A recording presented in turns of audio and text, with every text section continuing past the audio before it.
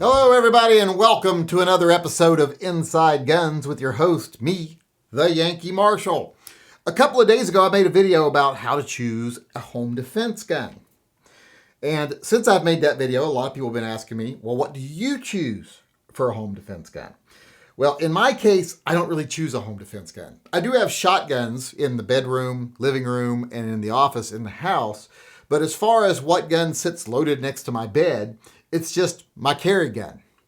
Because, I have a carry rotation that I rotate between a Beretta 92, an Elite LTT Beretta 92, and a Chiappa Rhino 357 Magnum.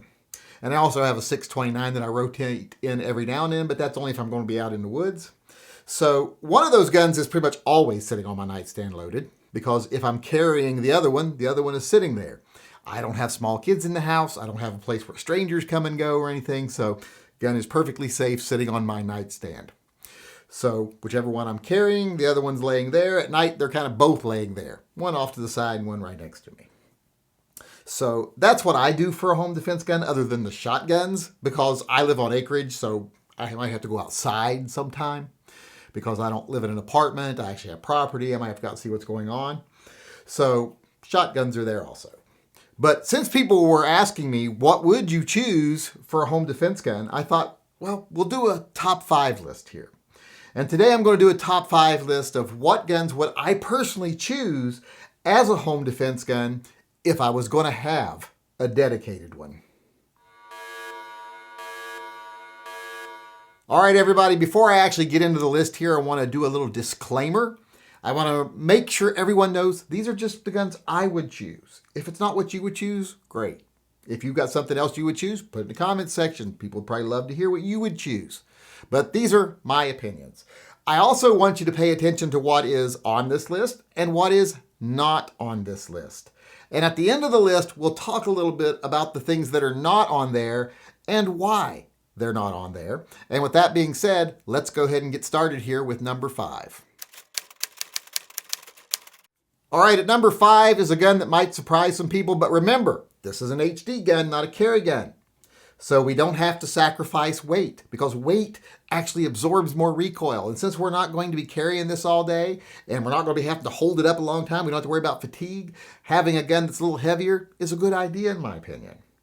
Also, the gun doesn't have to be small, because we're not trying to conceal it.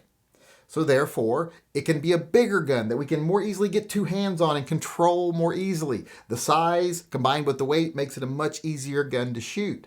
So we don't have to make that sacrifice of size. And plus, since the guns are larger, heavier, you can shoot either higher calibers or you can have higher capacity, sometimes both.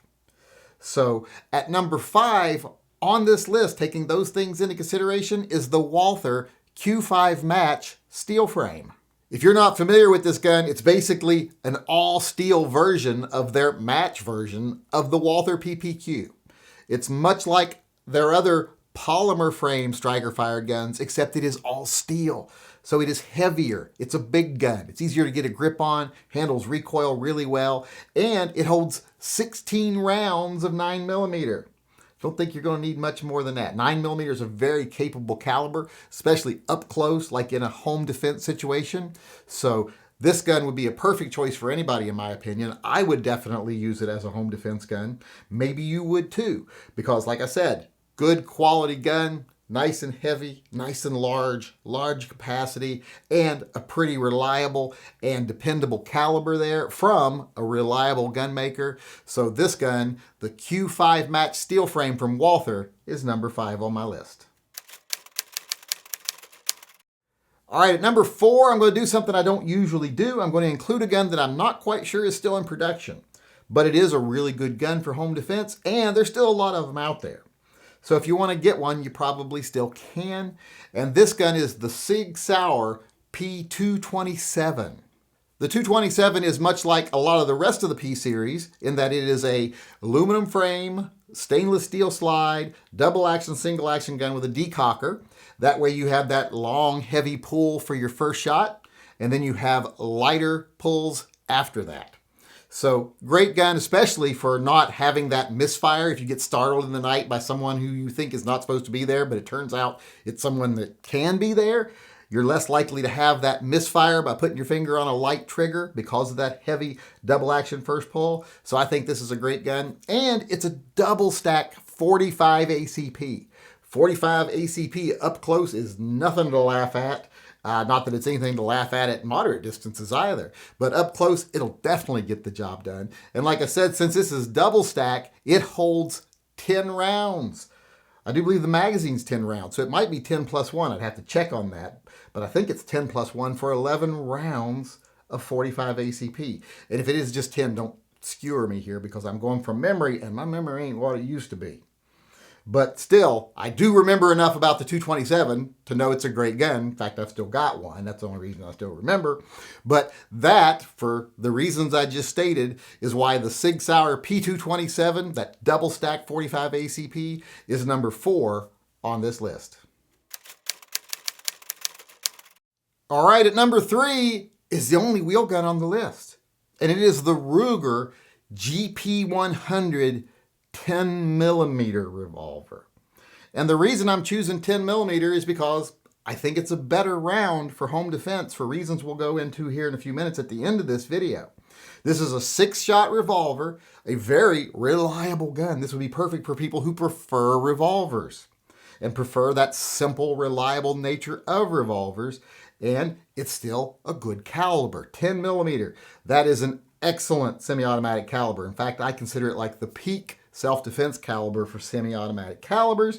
And in this case, it comes in a very reliable, well-made revolver format for people who prefer revolvers like me.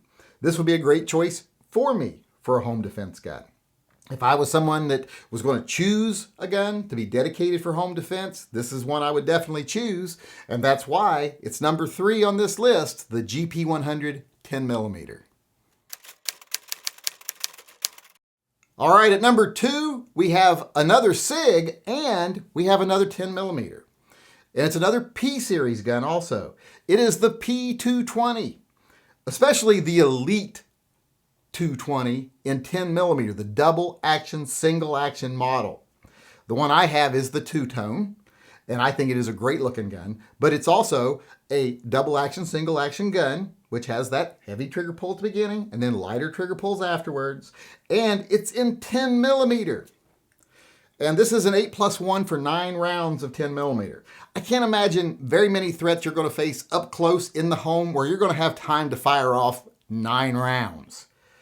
You probably only get off a few if you even have to fire that many. So if you're going to fire just a few rounds, 10 millimeters, kind of the way to go. And this is a nice, heavy gun with a great trigger. It's hammer fired. It's a very reliable gun. It's just an all-around great gun. It's got good weight. It handles the recoil of that 10 millimeter. You'll think you're shooting 9 millimeter with it. It is a really awesome gun. And for those reasons, easy to hold on to, easy to operate, potent caliber, handles recoil very well. That is a reason why I would definitely choose this gun, the Sig Sauer P220 10 millimeter double action, single action Elite, and that's why it's number 2 on my list. All right, everybody, we are now to the number 1 position on the list, and I think everyone out there is going to let out a collective gasp when they see what I chose. And of course, I'm being silly here because I think everyone's going to be not surprised at all because it is the gun I choose to defend my home with as far as gun next to the nightstand is. I already told you. It is a Beretta 92. And in my case, it is the Elite, the LTT Elite Beretta 92. The one from Langdon Tactical, because I think it is just the perfect combination of all features, especially the one that you can get that's cut for a red dot. That'd be great for a lot of people for home defense. A red dot would be great for home defense. I can't really think of a reason why you wouldn't use a red dot, to be honest.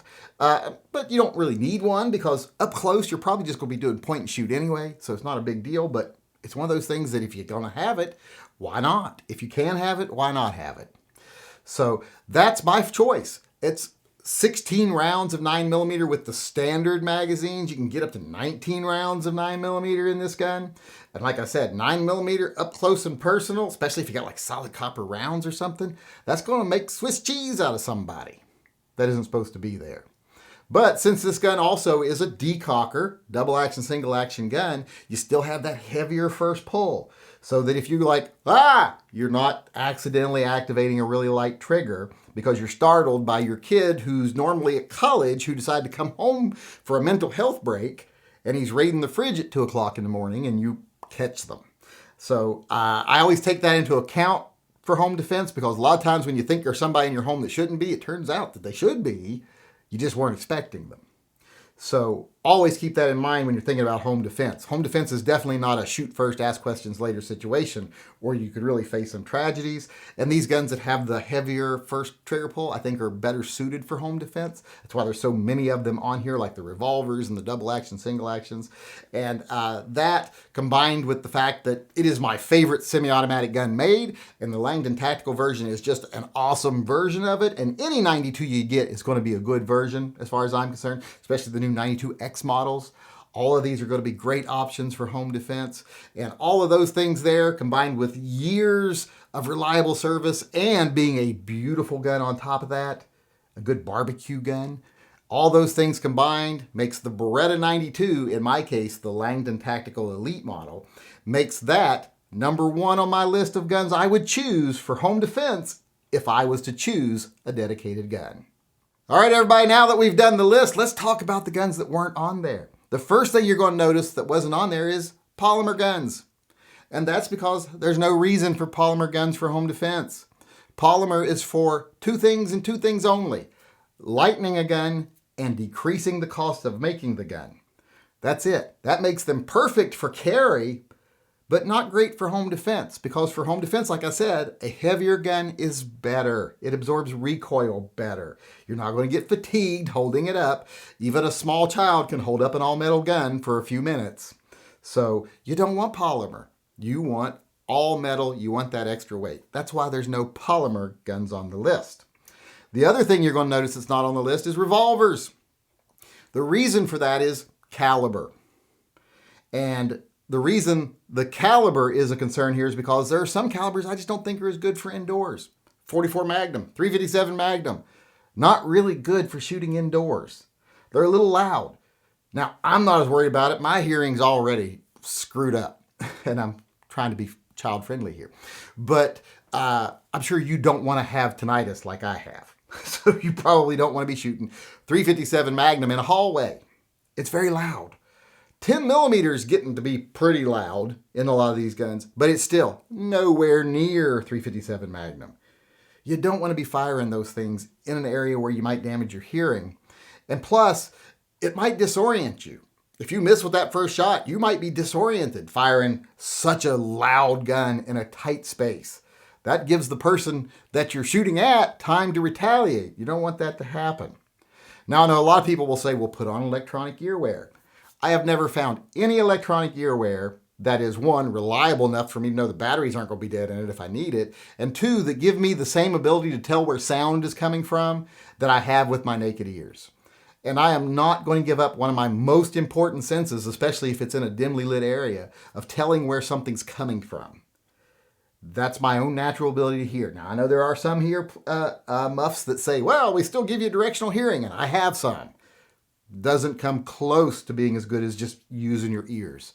And to be honest, if it came down to it, if I had to choose between someone getting the jump on me because I couldn't hear where they were coming from, or firing a gun indoors and giving myself some ringing ears for a little while, especially if I'm not using a really loud caliber, I'll take the latter. Unless, of course, it's just going to be simple sexual assault, and then I might be okay with that. But I'm afraid they would try to hurt me too. So not going to go with ear protection for those reasons. So those are the things that aren't really on the list. Polymer guns, because they're not appropriate for this. I just don't think they're perfect for this. If you've got a polymer gun you carry, sure, it can work as a home defense gun. But we're talking about if you're choosing a gun just for home defense, would not choose polymer. Revolvers, they're my favorite guns, but they're usually big, loud, booming guns. And they don't really have a lot of capacity. And that big, loud, booming report can be a disadvantage in a closed space, where other rounds will do just as good if you actually hit your target in such a close quarters area. So not a lot of revolvers on there because of the caliber. And like I said, also the caliber, no real big 357 Magnums, 44 Magnums or anything like that, because I don't want to deafen myself. I don't want to have to wear earmuffs, and I don't want to disorient myself if I'm in a situation where there's somebody else out to get me. So those are the things that are not on the list, and that's why they're not on there. All right, everybody, it seems like our list and the explanation of the list took up the whole show today. So I'm just going to go ahead and end it here and sign off as I usually do by saying, as far as the state of the world today is concerned, it is what it is. It could be a lot worse, but it could still be better. And if we as a community start pulling together, being more inclusive and ignoring the fear mongers, the profiteers, the fake activists, the people who want to divide us and keep us angry and keep us scared so that they can profit off of us while they pretend to fight for our rights, if we ignore those people and all come together and keep level heads about us, what things will be for people who value the Second Amendment and freedom in general in the very near future is better.